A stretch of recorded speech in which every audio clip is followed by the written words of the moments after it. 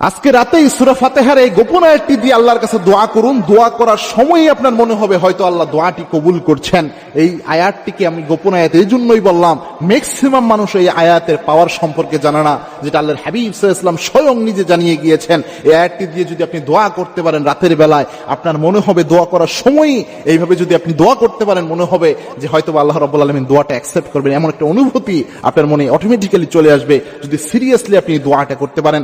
সূরা ফাতিহা অন্য সব সূরার মতো কিন্তু অন্য স্বাভাবিক কোন সূরা নয়। অন্য সব সূরা ইম্পর্টেন্ট, তবে সূরা ফাতিহা অনেক বেশি ইম্পর্টেন্ট, অনেক বেশি গুরুত্বপূর্ণ।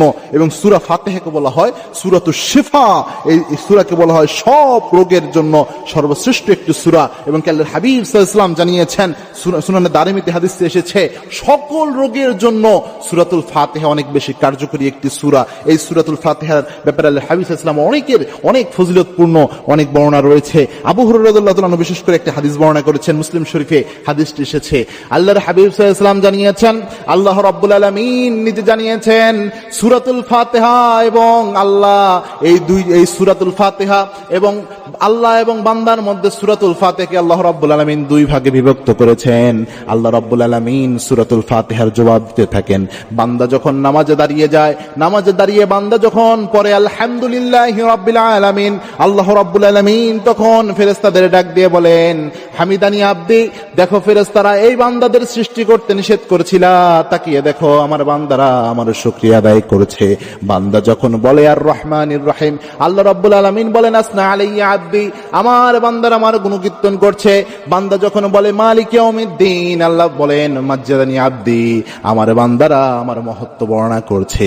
এইভাবে বলতে বলতে বান্দা যখন বলে ইয়্যাকা না'বুদু ওয়া ইয়্যাকা নাস্তাঈন, আল্লাহ রাব্বুল আলামিন বলেন হাযা বাইনি ওয়া বাইনা আব্দি, এটা আমার এবং আমার বান্দার মধ্যে সীমাবদ্ধ। আমার বান্দা আমার কাছে যা চায় সব আমি আমার বান্দাদের দিয়ে দেব। আল্লাহ এই দোয়া যখনই বান্দা এই আয়াত পড়ে, আল্লাহ বলেন আমার বান্দা আমার কাছে যা চায় আমি আমার বান্দাদের সব দিয়ে দিব। এবং কি মুহাদ্দিসে ইকরাম বলেছেন, এই আয়াতটা যখন পড়া হয় আল্লাহ রাব্বুল আলামিন তখন থেকে দোয়া কবুল করেন। এরপরের অংশটুকু দেখবেন সূরা ফাতিহায় দোয়ার অংশ। সুতরাং এই যে আয়াতটা ইয়্যাকা না'বুদু ওয়া ইয়্যাকা নাস্তাঈন, এটা পড়লে আল্লাহ রাব্বুল আলামিন কিন্তু দোয়া কবুল করবেন, এই ওয়াদা দিয়ে থাকেন, এই জবাব দিয়ে থাকেন। আজকে রাতেই যদি আপনি তাহাজ্জুদের নামাজে দাঁড়িয়ে সুন্দরভাবে যখন আপনি নামাজ পড়বেন, সূরা ফাতিহা যখন আপনি পড়তে যাবেন, তখন বারবার ইয়্যাকা না'বুদু ওয়া ইয়্যাকা নাস্তাঈন, ফাতিহার সূরা ফাতিহার মাঝে যখন এইখানে আসবেন, এই আয়াতটা বারবার পড়তে থাকবেন, ইয়্যাকা না'বুদু ওয়া ইয়্যাকা নাস্তাঈন, এটা পড়বেন আর চোখের পানি ফেলবেন। এরপরে আপনি যখন 2 রাকাত নামাজের সিজদায় যখন যাবেন, এই সিজদায় যাওয়ার সময় যে সুবহান রাব্বিয়াল আ'লা আমরা পড়ি, এরপরে আপনি আবার যে ইয়্যাকা না'বুদু ওয়া ইয়্যাকা নাস্তাঈন বলে আপনার মনের যে সমস্যা, আপনার যে আশা, আপনার যে আকুতি, এই সব আল্লাহর কাছে চাইবেন। ইনশাআল্লাহ আল্লাহ রাব্বুল আলামিন এই আয়াতের কারণে আল্লাহ রাব্বুল আলামিন আপনার দোয়া কবুল করবেন। কেননা বিশ্বনবী জানিয়েছেন এই আয়াত পড়া হলে আল্লাহ রাব্বুল আলামিন দোয়া কবুলের ওয়াদা দিয়ে থাকেন। ইনশাআল্লাহ এই আয়াত পড়ে দোয়া করলে তাহাজ্জুদের নামাজে, এবং তাহাজ্জুদের নামাজ যেহেতু আল্লাহ রাব্বুল আলামিন অনেক বেশি অ্যাকসেপ্ট করেন তাহাজ্জুদের নামাজের দোয়া, সুতরাং এই আয়াত দিয়ে দোয়া করলে ইনশাআল্লাহ আল্লাহ রাব্বুল আলামিন যে কোনো দোয়া কবুল করে নেবেন ইনশাআল্লাহ।